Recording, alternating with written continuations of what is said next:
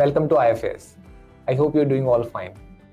तो स्टूडेंट्स, आज हमारे साथ में है Bonodeep Chowdhury. He is from Kolkata and he has qualified a very prestigious examination which is GATE examination. तो आइए जानते हैं बोनोदीप की जर्नी, कैसे इन्होंने एग्जामिनेशन क्वालिफाई किया और किस तरीके से इनकी प्रिपरेशन रही। स्टूडेंट्स, मिलते हैं बोनोदीप से। Hello Bonodeep, how are you feeling today? Yeah, I'm fine. Very good. So you have qualified a big examination, that is GATE examination. So we would like to congratulate you for the qualification of examination from all IFS team. So Thank you so much. yes. So how did you feel after the qualifying the examination? So like I was preparing from 2020 for the GATE, and I qualified the GATE Excel 2022 also, but my rank was not pretty good. So I sat again for the GATE exam, and this time the GATE Excel 2023 मैंने qualify कर लिया with a good rank. That's very good of you. So we would like to know about your education background. So will you introduce yourself? आपने कहाँ से education की, like graduation, post graduation, and आपके कौन से subject रहे? So let's have a brief introduction of yours. Yeah. So in 2015 I passed my matriculation from here school from Bardhaman. Then in 2017 I passed my higher secondary examination, and then in 2020 I completed my BSc degree on zoology from Shamsundar College, which is under the University of Bardhaman. And then in 2022 I passed MSc in zoology from the University of Bardhaman. And now currently I admitted to IIT Gandhinagar for biological engineering program in this year after qualifying GATE. That's very nice. So basically you are from zoology background, from graduation and post graduation. Yes, so now you have changed a little bit from zoology background to the engineering part, biological engineering part. So did this transition scared you, or are you ready for this the topics from the PhD? No, I was prepared for that. Like when I sat for the GATE exam, I was looking for different IITs, like which courses they are offering. So I checked there, like there was biomedical engineering, bioengineering, biological engineering, biochemical engineering, etc.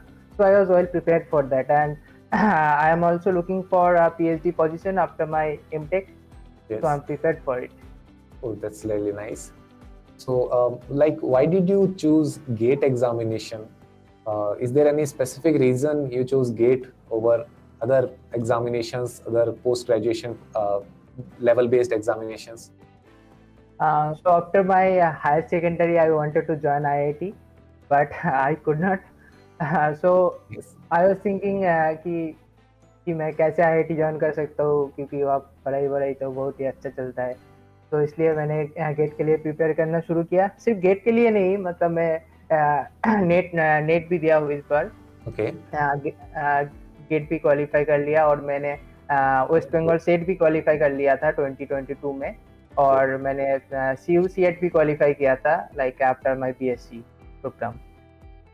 तो that's really nice. आपका CSIR भी हो गया है, आपका set भी हो गया है, तो काफी क्वालिफिकेशंस है आपके पास में। तो like how did you start preparing for GATE examination? Like how did you know about IFS? आपने IFS से प्रिपरेशन किया, तो आपको सबसे पहले कैसे पता चला कि IFS के थ्रू आप कोचिंग कर सकते हैं, आप स्टार्ट कर सकते हैं? So I was when I was preparing, I find some topic quite hard, so I easily Google them or YouTube them. So from YouTube I got to know first from about IFS, and then I joined. Like ये तो सही है। ठीक है, सो आपको YouTube से पता चला कि YouTube यहाँ से प्रिपरेशन कर सकते हैं। ओके, तो देखिए गेट का एग्जामिनेशन आपने क्वालिफाई किया, ठीक है, आपने गेट के लिए प्रिपरेशन किया, तो how was your like biggest hurdles? आपने कंप्लीट आपके जो प्रिपरेशन का टाइम होता है, तो वी ऑल नो कि उसमें बहुत सी मुसीबतें आती है, प्रॉब्लम्स आती है, उनको ओवरकम कैसे करना है। तो आपके के अकॉर्डिंग आपकी प्रिपरेशन में कौन कौन से हर्डल्स थे जो आपने फेस किए और उन हर्डल्स को आपने किस तरीके से ओवरकम किया? हम्म, तो फर्स्ट हर्डल तो था कि the fastness of the syllabus it's pretty much like the same for the NET, like there are total 13 units but I preferred for the 11 units almost. And मेरा जो प्रॉब्लम्स जो आ रहा था तब मैं एमएससी कर रहा था और मैं मतलब प्रिपरेशन के लिए जो टाइम देना चाहता था तब मैं, तो वो मैं ज़्यादा नहीं दे पा रहा था, तो वो एक प्रॉब्लम था मेरे लिए। और सब्जेक्ट के बेसिस में अगर मैं बोलूँ तो मेरा बेसिक्स तो ठीक ही था, मतलब बीएससी में मैं अच्छे से ही पढ़ा था और मुझे बायोलॉजी सब्जेक्ट से तो प्यार तो है ही, इसलिए मेरा बेसिक्स क्लियर था। और प्रॉब्लम जो था वो टाइम मैनेजमेंट एंड सिलेबस की फास्टनेस जो था, यही था मेरे लिए। सही में, क्योंकि कॉलेज के साथ में प्रिपेयर करना इज रियली टफ, क्योंकि कॉलेज का पार्ट भी करना होता है, प्रैक्टिकल्स होते हैं, थीसिस होते हैं, डेजर्टेशन लिखना होता है एंड उसके साथ साथ में प्रिपेयर करना।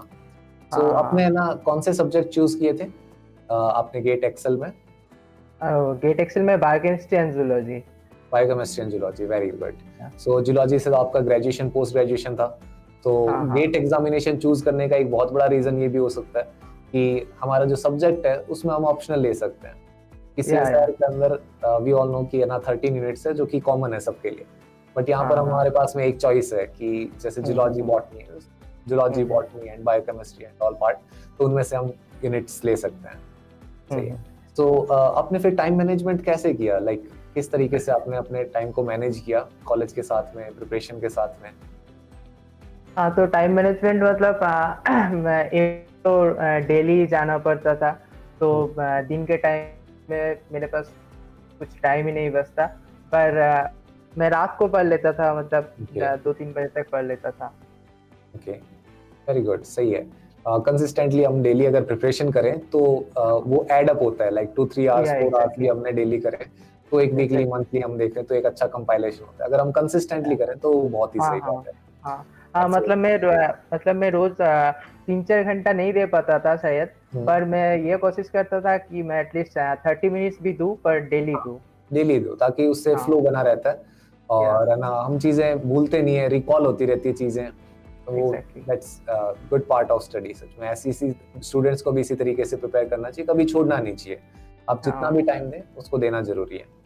सो आपने देखा कि आपका जो सिलेबस था, आपने जब देखा गेट एक्सेल के अंदर आपने 2 सब्जेक्ट चूज किए, लाइक बायोकेमिस्ट्री एंड आपने जूलॉजी चूज किया, तो जूलॉजी बहुत वास्ट सब्जेक्ट है, बायोकेमिस्ट्री बहुत बड़ा सब्जेक्ट है, तो सिलेबस को देख के आपको ऐसे डर नहीं लगा कि इतना बड़ा सिलेबस है कैसे कवर होगा?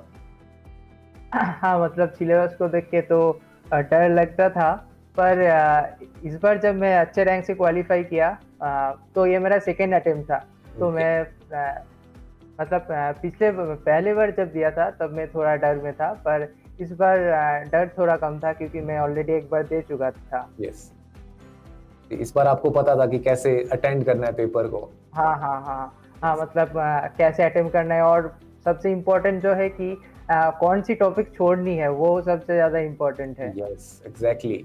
जितना इम्पोर्टेंट है कि क्या पढ़ना है, उतना ही इम्पोर्टेंट है कि क्या नहीं पढ़ना है, कौन सा पार्ट हमें नहीं पढ़ना है, जहाँ से क्वेश्चंस नहीं आ रहे हैं, ये भी बहुत जरूरी है, क्योंकि सब्जेक्ट्स अनलिमिटेड है। बायोकेमिस्ट्री में आप लेनिंजर से लेकर के बुक्स स्टार्ट करोगे तो कभी खत्म नहीं होगी, बट कौन सा पार्ट पढ़ना है दैट इज इम्पोर्टेंट। और बेसिकली यही आपने सीखा होगा आईएफएस से भी कि कौन सा पार्ट हमें पढ़ना है और कौन सा पार्ट हमें नहीं पढ़ना है। ओके, सो आईएफएस से आपको कितना हेल्प मिला? किन पॉइंट्स में, किन पार्ट्स में आपको सबसे ज्यादा इम्पोर्टेंट लगा कि यहाँ से लाइक है ना बहुत ही हेल्प मिलती है? तो मेरा पहले जो बताया कि मेरा बेसिक्स तो थोड़ा क्लियर था, पर मैंने केसी सर से बायोकेमिस्ट्री किया और मैंने नीलेश सर से प्लांट फिजियोलॉजी किया था और मैंने जेनेटिक्स किया था। तो मेरा जेनेटिक्स थोड़ा वीक था, तो आईएफएस से मेरा बहुत ही हेल्प हुआ जेनेटिक्स में, और केसी सर से बायोकेमिस्ट्री भी मैंने पढ़ा था, और क्या दैट्स इट। ओके, तो देखिए प्रिपरेशन टफ है क्योंकि बहुत समय लगता है। ओके, लाइक यूं नहीं है कि हम थोड़े समय के लिए प्रिपेयर करें और एग्जाम आ जाए। सो आपने जैसे एक और अटेम्प्ट दिया, तो फेब के बाद में नेक्स्ट फेब को एग्जाम हुआ है और 12 मंथ्स का आपके पास में गैप था, लाइक 12 महीने की प्रिपरेशन होती है। तो इस पूरे टाइम पीरियड में आपके लिए सबसे बड़ा मोटिवेशन क्या था? What motivated you for most for the examination to go on to work hard every day? So first was I wanted to join IIT. That was the first motivation. Yes. And second was I wanted to do PhD. So that's why after MSc I thought कि चलो एक MTech degree भी कर लेते. Like MSc का first year जो था वो तब कोविड चल रहा था, तो मैंने सारे प्रैक्टिकल्स जो थे वो मैंने नहीं किया. तो मैंने सोचा कि मतलब अभी तक का जो प्रिपरेशन है इसको लेके मैं पीएचडी में नहीं एंजॉय कर सकता. तो इसलिए सोचा कि एमटेक कर लेते हैं, तो थोड़ा प्रैक्टिकल्स और थोड़ा प्रोजेक्ट वर्क कर लेते हैं, तो मेरा थोड़ा एक्सपीरियंस गेन हो जाएगा पीएचडी के लिए. Okay. So obviously the biggest motivation is the IIT only, क्योंकि है ना वहीं पर ज्वाइन करना है, वहाँ पे वर्क करना है. एंड आपने आगे के लिए रिसर्च के लिए आपने बताया आईआईटी गांधीनगर जहाँ पे आप ज्वाइन करने वाले हैं. सो वहाँ पर आपकी रिसर्च के बारे में आप कुछ शेयर करेंगे कि आप किस पार्ट पर रिसर्च करेंगे, आपका कोर्स वर्क कहाँ से होगा, कैसे होगा? Like I'm admitted to MTech degree right now in IIT Gandhinagar. अच्छा, okay. You're doing MTech, okay. तो व्हाट पार्ट कौन से सब्जेक्ट से आप करेंगे और उससे रिलेटेड कुछ कोर्स से रिलेटेड कुछ चीजें शेयर कीजिए हमारे स्टूडेंट्स के साथ में. तो ये कोर्स है बायोलॉजिकल इंजीनियरिंग इन एमटेक. तो the syllabus is quite like 50 to 60% similar to CSI NET का जो सिलेबस है, और उससे ज्यादा मतलब प्रैक्टिकल्स या प्रोजेक्ट ये थोड़ा ज्यादा है. Okay, very good. सो आप बेसिकली एनवायरनमेंट इंजीनियरिंग के अंदर जाएंगे. सो उसके बाद में आपने फर्दर सोचा है, अपने गोल्स सेट किए हैं कि इसके बाद में मुझे क्या करना है? के बाद का मैंने अभी तक तो नहीं सोचा, पर मैंने सोचा कि पीएचडी करूंगा. तो अभी एमटेक कंप्लीट कर लेते हैं, तो उसके बाद ही सोचेंगे. गुड. वैसे भी अगर आपका एमटेक चलेगा तो बहुत सारे डोर्स ओपन होंगे आपके लिए. आपके पास में ऑप्शंस आएंगे. आपको भी पता होगा कि जिस तरीके से जिस कोर्स को मैंने किया है तो उससे रिलेटेड कौन से हमारे पास में ऑप्शंस है जिनके अंदर आप, जैसे कि आपने बताया कि आप पीएचडी करना चाहते हैं, तो पीएचडी के अंदर कौन से ऑप्शंस ओपन है आपके लिए. तो वो टाइम के साथ में आपके साथ में ओपन आ जाएगा. सो इज देयर एनी, आपका रोल मॉडल कौन है कि जिसको आपको देख के इंस्पिरेशन मिलता है कि आपको उनके जैसा बनना है या फिर उनके जैसे काम करना है, उतना बेहतर काम करना है? ऐसा कोई रोल मॉडल सीरियसली सच में कोई नहीं है. लाइक इसके जैसा बनना है और मुझे इसके जैसा बनना है.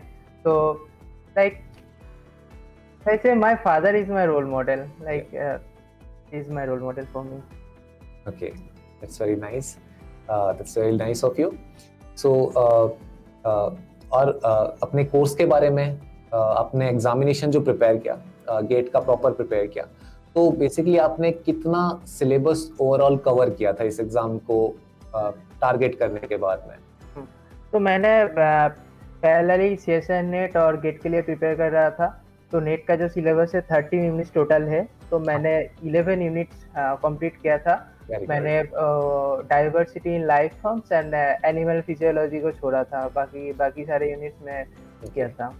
और एनिमल फिजियोलॉजी छोड़ा, आपने जूलॉजी से बीएससी एमएससी किया, आपका तो बहुत स्ट्रांग पार्ट होगा एनिमल फिजियो. हाँ, स्ट्रांग पार्ट था, पर मुझे तो ये एग्जाम क्लियर करना है ना, तो मैंने सोचा कि एनिमल फिजियोलॉजी छोड़ के लाइक मैं कोई दूसरा यूनिट चूज कर लूँ तो वो मेरे लिए अच्छा रहेगा, क्योंकि एनिमल फिजियोलॉजी बहुत फास्ट है. और लाइक मैंने मेथड्स कर लूँ तो ये थोड़ा मतलब रिलेटिवली शॉर्ट है then animal physiology. And animal physiology में मेमोरी ज्यादा लगता है, मतलब कितना याद रख सकते हो. तो मेमोरी के पॉइंट में मैं थोड़ा वीक हूँ, तो मैंने एनिमल फिजियोलॉजी छोड़ दिया था. ओके. ईगो में नहीं लिया कि मैं जूलॉजी से हूँ तो एनिमल फिजियोलॉजी करना ही पड़ेगा मुझे. ओके. सो या सिलेबस आपने कितना ओवरऑल 11 यूनिट्स कवर की, and in the GATE part आपने गेट पार्ट में कितना सिलेबस कवर किया? हाँ, गेट पार्ट में मतलब मैंने बायोकेमिस्ट्री बहुत अच्छे से किया, मेथड्स बहुत अच्छे से किया, Okay. जेनेटिक्स किया, प्लांट फिजियोलॉजी में भी किया था, क्योंकि like if I can not answer from the zoology section और in Okay. Biochemistry section, then plant physiology would be my second option. तो मैंने प्लांट फिजियोलॉजी भी कर लिया था। और केमिस्ट्री के लिए मैंने आईएफएस का केमिस्ट्री बैच भी खरीदा था, मतलब गेट के लिए जो था, तो केमिस्ट्री भी थोड़ा किया था। Okay okay, very good. So आपने ऑलमोस्ट काफी सिलेबस कवर किया था, 80% से प्लस आपने सिलेबस कवर किया है। ऑब्वियसली इतना सिलेबस कवर करेंगे स्टूडेंट्स तभी एक अच्छी रैंक आएगी उनकी, और बेसिकली वो आईआईटी के अंदर एडमिशन एनरोल कर पाएंगे। तो आपको मिनिमम टू मिनिमम सभी स्टूडेंट्स के लिए भी, जो भी स्टूडेंट्स व्यू करेंगे इस वीडियो को, तो आपको minimum to minimum 80% syllabus cover करना ही है। आप उससे कम कवर करके एक सिलेक्शन में भी हो सकता है आपका, बट एक अच्छी रैंक नहीं आएगी, आपको एक अच्छा आपका पसंदीदा आईआईटी जो है वो नहीं मिल पाएगा। So it's really nice of you. Obviously आप जो स्टूडेंट्स है आपका वीडियो देखेंगे तो वो भी आपसे इंस्पायर होंगे और गेट के लिए प्रिपेयर करेंगे और आपसे कुछ सीखेंगे, आपसे काफी सीखने को मिला है। And thank you very much for joining, and again I congratulate you from the IFS team for your success, and we really wish you कि आपको आगे भी सक्सेस मिलती रहे, आपके एमटेक में भी, then further more PhD, post doc, आप जितनी भी अच्छी रिसर्च करें, and we are here for you, and thank you for joining. Thank you very much. Thank you.